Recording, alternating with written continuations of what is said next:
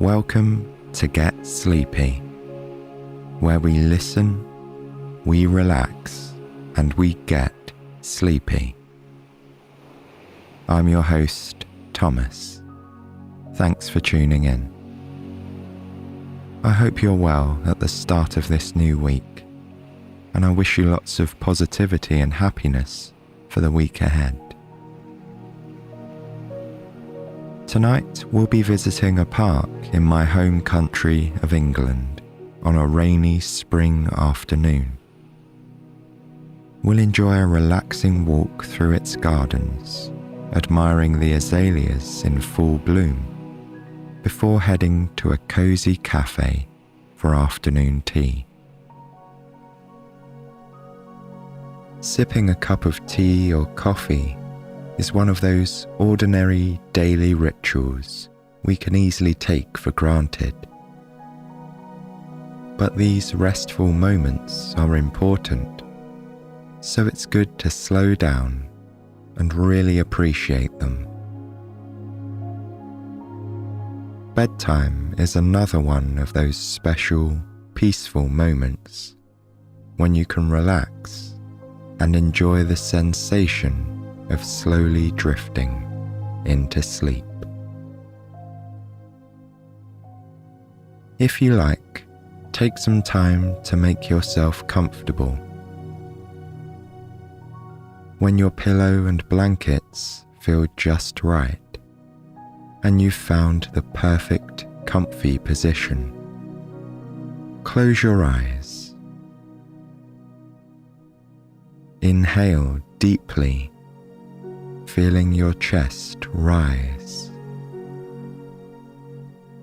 Then exhale slowly. Notice how your body relaxes as the air flows out.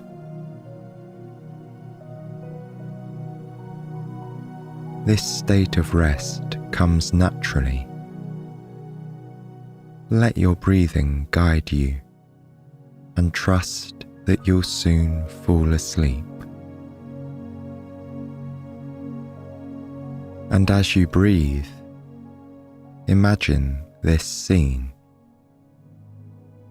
It's a fresh spring day somewhere in the south of England. It rained earlier, but now the sun has come out. You're walking slowly along a dirt trail in a vast hilly park, which is filled with oak trees as far as the eye can see. This is where our story begins.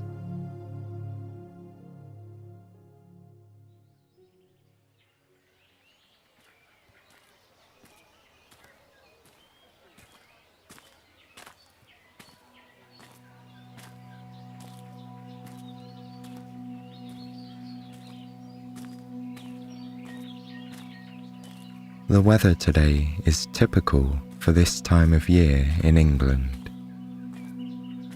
At the moment, it feels pleasantly warm, but it won't be long before the clouds return, along with light showers and a cool breeze, carrying the scent of damp earth and spring flowers. As you walk through the park this afternoon, the sun is shining, casting a soft light through drifting clouds. For now, you're enjoying the gentle warmth while it lasts. You can see some dark grey clouds on the horizon, scudding over distant treetops. But you don't mind if it rains. You've come prepared, with a raincoat and sturdy umbrella. You also know there's a café in the middle of the park, where you can take shelter if necessary, and maybe stop for a cup of tea. Besides, the frequent rain in England has its advantages, Looking around you now, you notice just how green everything is. Every blade of grass is a deep, rich emerald, and all the leaves of the trees are just as vibrant. When the sun hides behind the clouds, all these shades of green remain bright and beautiful, full of life. And it's all thanks to the nourishing effects of the rain. The other people in the park have also come prepared for changeable weather. There's a family of 4 with matching raincoats, and an elderly couple wearing hooded jackets and muddy Wellington boots. Most of the paths here are dirt and quickly turn to mud when it rains, so everyone's wearing sensible shoes. In some areas, the wild, sprawling park resembles the countryside. From where you're walking, all you can see is infinite open space, with countless trees spread out over the grassy slopes. The only sounds are the birdsong and the light wind rustling the leaves. When you breathe in, you notice just how fresh the air is. This encourages you to take slow, deep breaths and to walk at a gentle pace. You find yourself switching from a brisk stride to a relaxed stroll, so you can take in all the sights and sounds of nature. It's not long before the sunlight fades and the sky clouds over. You feel a cool, refreshing breeze and zip up your raincoat. And then, moments later, the rain begins. You smile to yourself as you put up your umbrella, thinking that this is typical spring weather. The sun will probably be back soon. But for now, you're happy to walk in the rain, listening to the soothing pitter-patter on your umbrella. At the moment, it's just a light drizzle. As you walk on, twirling the handle of the umbrella, you become aware of a blur of colour and movement to your left. It's a herd of fallow deer grazing in the long grass. They don't seem to be too bothered by the rain either, although they could easily seek shelter under the branches of a nearby oak tree. They remain standing out in the open. There must be at least 20 deer, all grouped together. You pause for a moment to watch them. There's something gentle, yet deliberate about their movements as they search for the perfect patch of grass, moving in slow motion. A buck with majestic antlers lifts his head and looks in your direction. You once read that deer have lived in this park for hundreds of years, often coming into close contact with human visitors. This one doesn't seem to mind your presence as he continues to chew slowly. He does this over and over again with a single mouthful of grass. it might be considered a laborious way to eat. But maybe the deer are naturally mindful. They know there's no rush, and they savour every bite. Perhaps the grass tastes particularly good in the rain, you think. Soft, fresh, and thirst-quenching. You're just about to walk on when you catch a scent in the breeze. It's the damp, musty smell of the deer, the scent of wet fur. You sniff the air, then breathe in deeply, wondering what it reminds you of. There's something strangely familiar and comforting about the smell. Then, with another deep breath, you realize what it is. It's the scent of a farm, earthy and distinctive. You're not quite sure why this smell resonates with you, but it does. For a moment, your senses are heightened as you feel even more aware of your surroundings. The deer, the light rain, and the soft earth beneath your feet all feel intensely rich and real. Part of you is tempted to linger here, watching the deer in the rain. But you're also curious to see what lies further ahead. As you follow the path down the slope, you notice the dense row of trees at the bottom. Everywhere else, the trees are scattered and spread far apart. But the area in front of you looks like a small grove or woodland. Then, as you get closer, you spot the iron railings around the trees. It seems to be some kind of fenced-off garden within the park. At first, you think this area must be private, a special plantation, or even the garden of someone's home. This park is so huge that there might well be a few houses hidden away.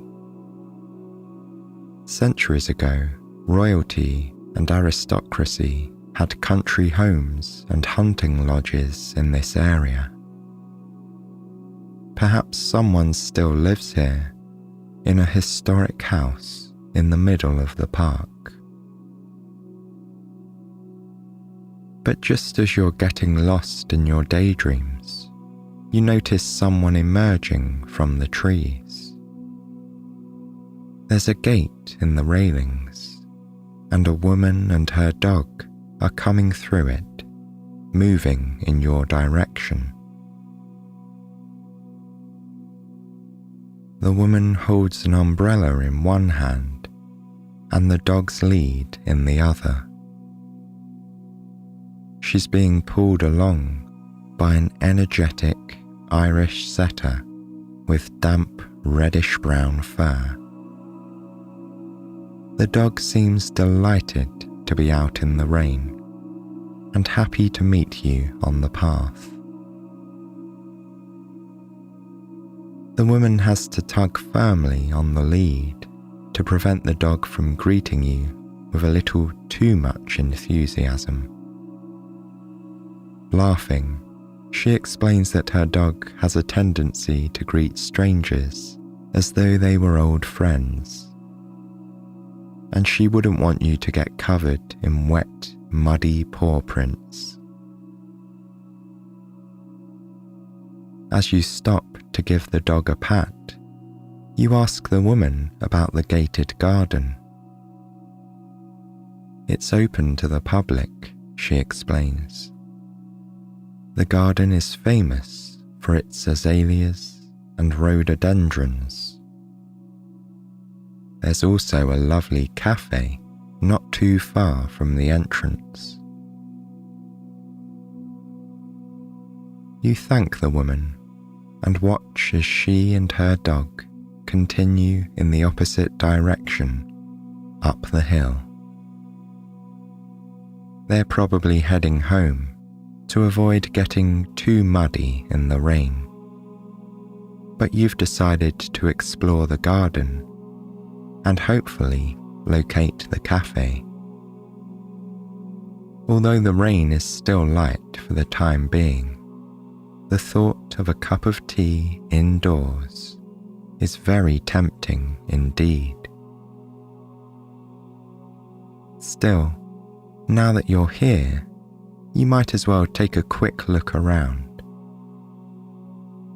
You pull back the latch on the gate and enter the garden. It's a pleasant surprise to find yourself here. During your long walk through the park, you must have veered off track, as you didn't know this place existed, but you're happy to have the opportunity to explore somewhere new. The trees and foliage are dense here, creating narrow, winding trails. Some of the low-hanging branches arch over the path, creating a kind of leafy ceiling that offers some shelter from the rain.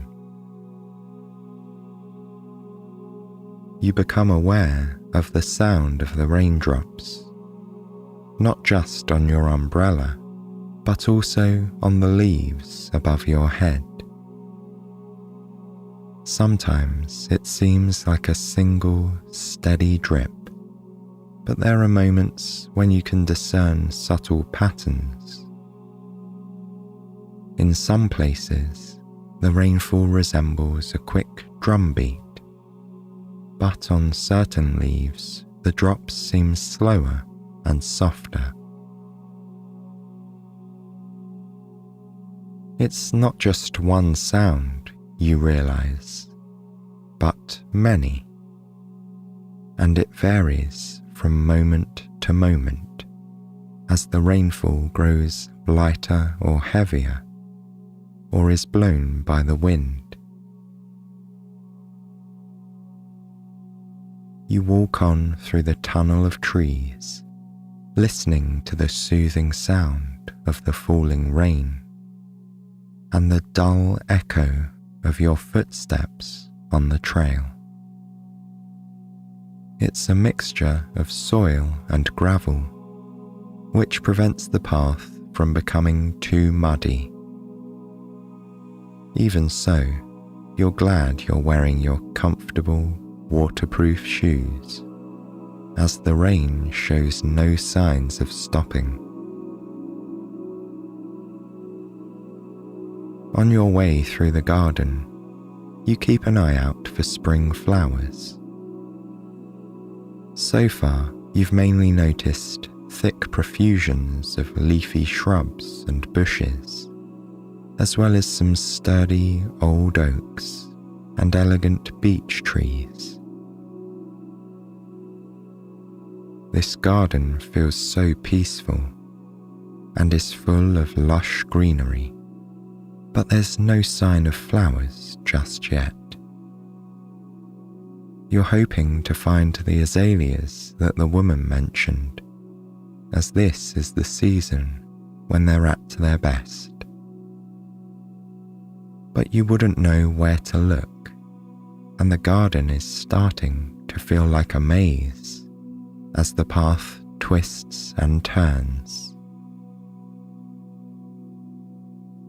The idea of the azaleas lingers in your mind as you walk on. You can't remember exactly what they look like, but you find yourself focusing on the evocative beauty of the word there's something musical about the lilting rhythm of the name, azalea. And then, just as you're reflecting on the word, you find the flower itself. Not just one, but hundreds or even thousands of pink and purple azaleas. The garden path has brought you to a clearing. In the middle is an oval-shaped pond surrounded by towering azalea bushes in full bloom. The bushes seem to bend under the weight of the flowers and the rain, hanging over the pond. The lower branches and petals almost skim the surface of the water.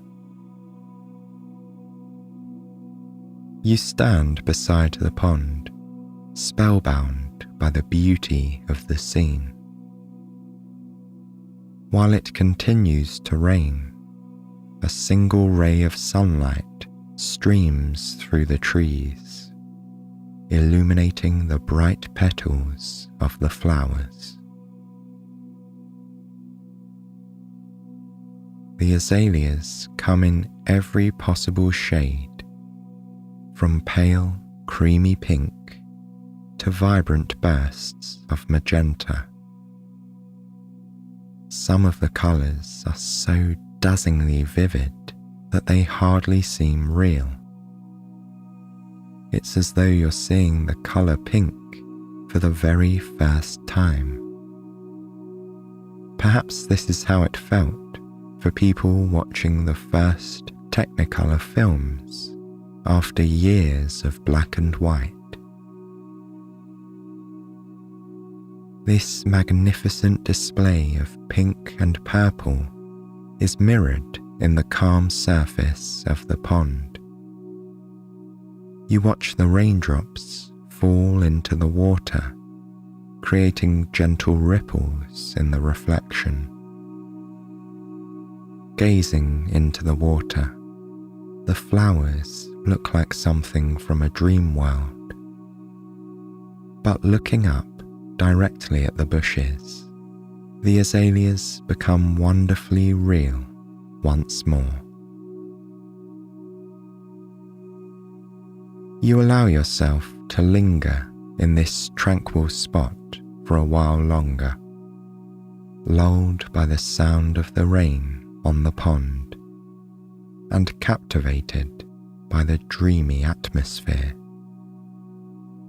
Standing here alone, admiring the azaleas, it feels as though you've somehow conjured this place into being. You have the pond and the flowers entirely to yourself, and in this moment, the garden might belong to you. This is another advantage of the rainy weather, you think. If the sun was out, the garden would probably be full of visitors, keen to catch a glimpse of the azaleas during their brief period of spring glory. But it seems as though everyone else has left, allowing you to enjoy the privilege of this special moment. Eventually, you decide that you're ready to walk on.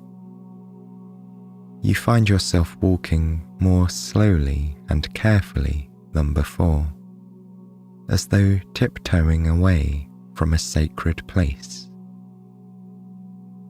You're now more conscious of the fact that you seem to be the only person here.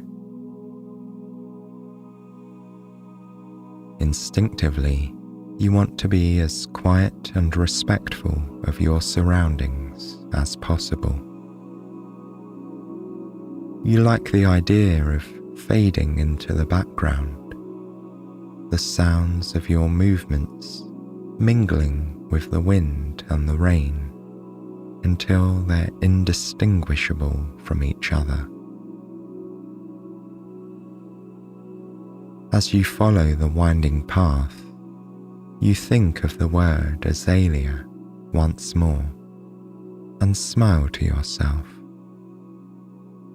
From now on, this name will be evocative in a new way, reminding you of the dreamy place you discovered so unexpectedly on a rainy spring day. The rain isn't getting heavier, but it doesn't seem to be getting any lighter either. As much as you're enjoying the walk, you're also looking forward to drying off indoors as soon as you find the café. You remember the woman saying it wasn't far from the entrance, so perhaps you should retrace your steps. But after walking a little further, you discover that the path takes you right there. Not far from the azalea pond is an elegant white building which resembles a small country house. It might be the setting for a Jane Austen novel. You half expect to see a horse and carriage draw up by the front door. But even though you can't see a sign, you're sure this must be the cafe that the woman mentioned. Looking through the window, you can see lace curtains and the warm glow of a ceiling lamp.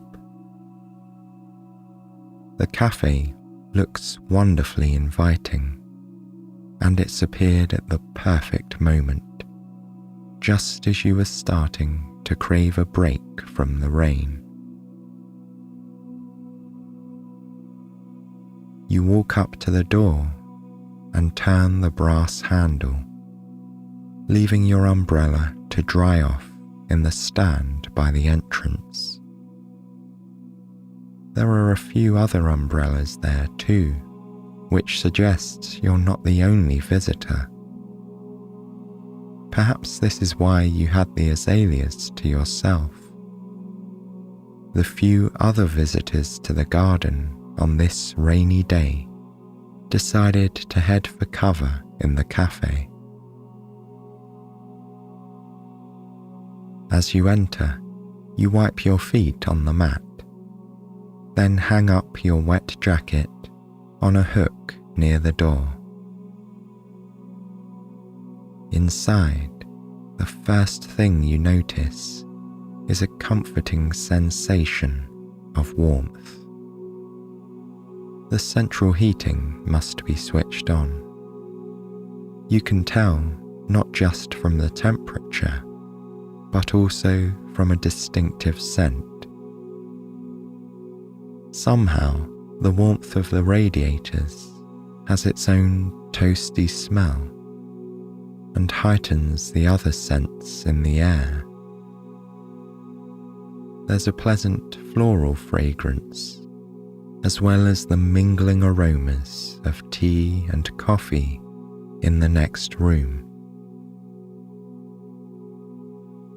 As you breathe in these comforting scents, you reflect on how good it feels to be somewhere warm and dry.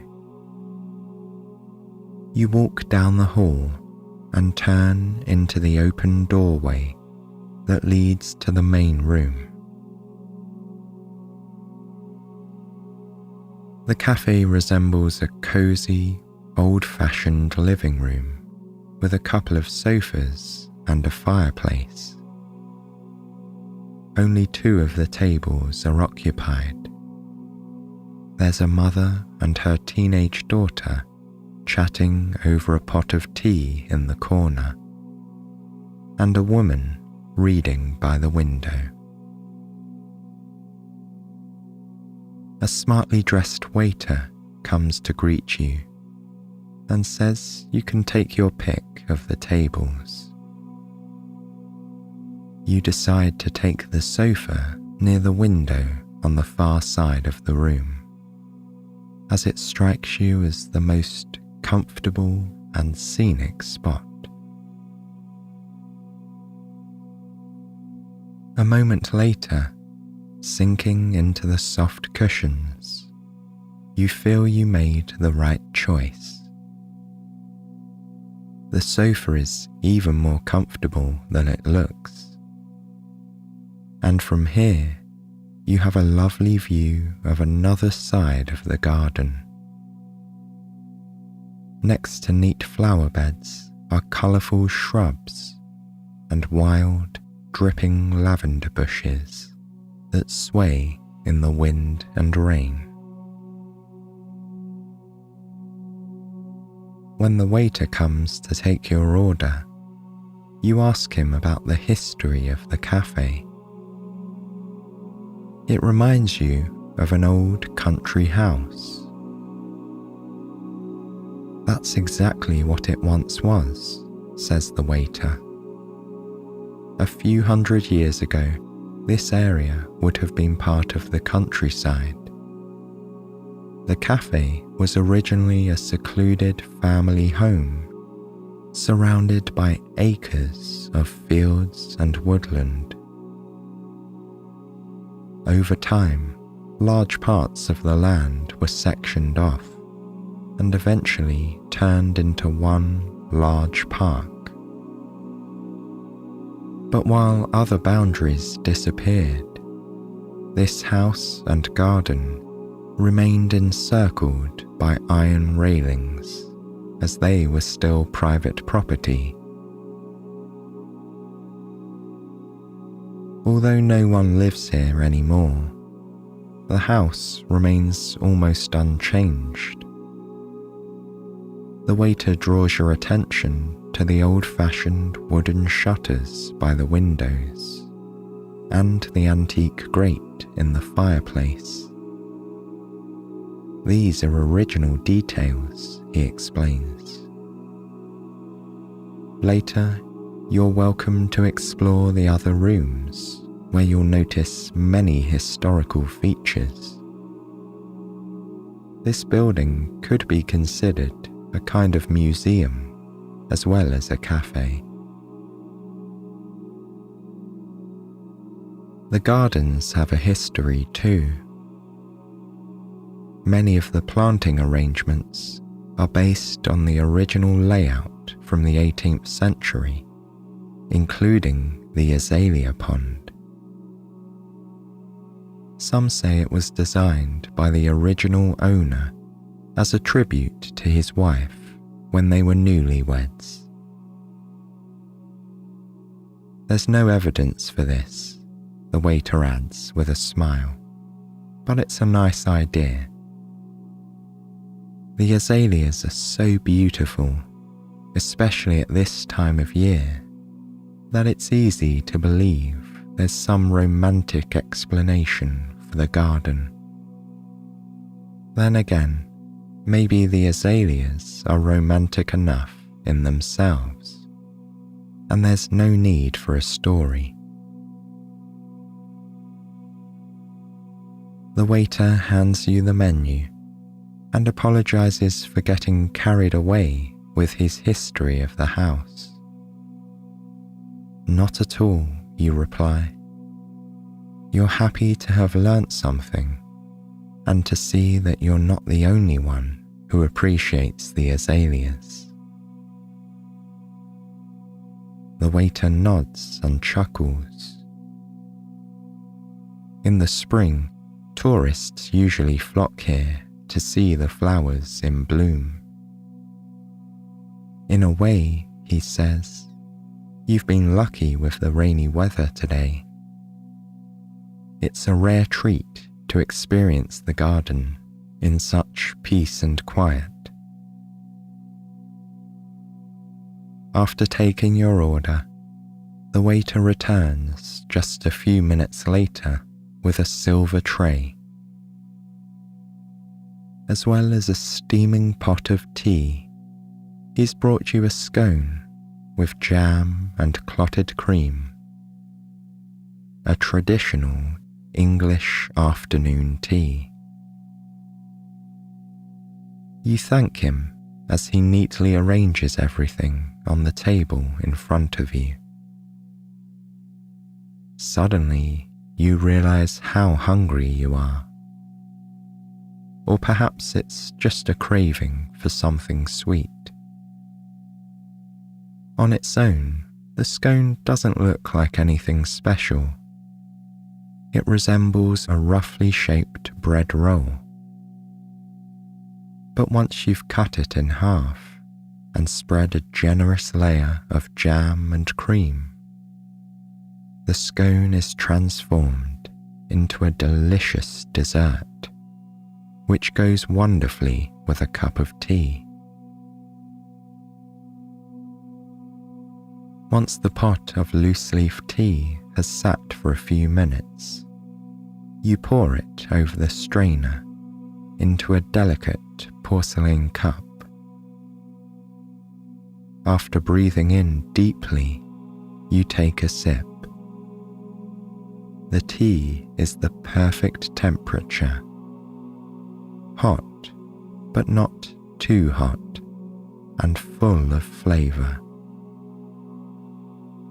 Then you take a bite of the scone, savouring the blend of sweet cream and tangy strawberry jam.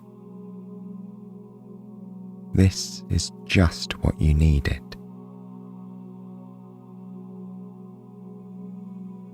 Glancing out the window, you see that the rain is heavier now, coming down in sheets.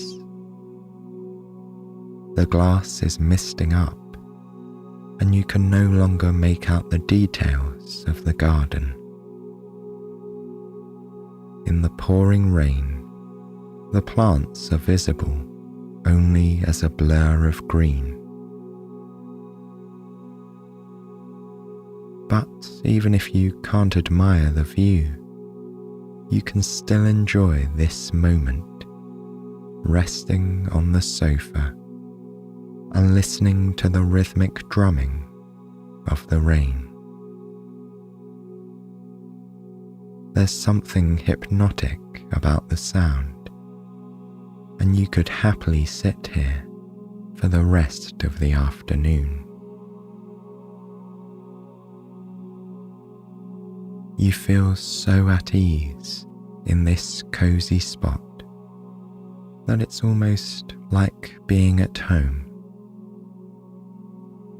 This place was once somebody's home, you remember, and perhaps it hasn't really changed. People have been drinking tea in this room for centuries. First, as a living room, and now as a café. This sense of continuity creates a warm, welcoming atmosphere.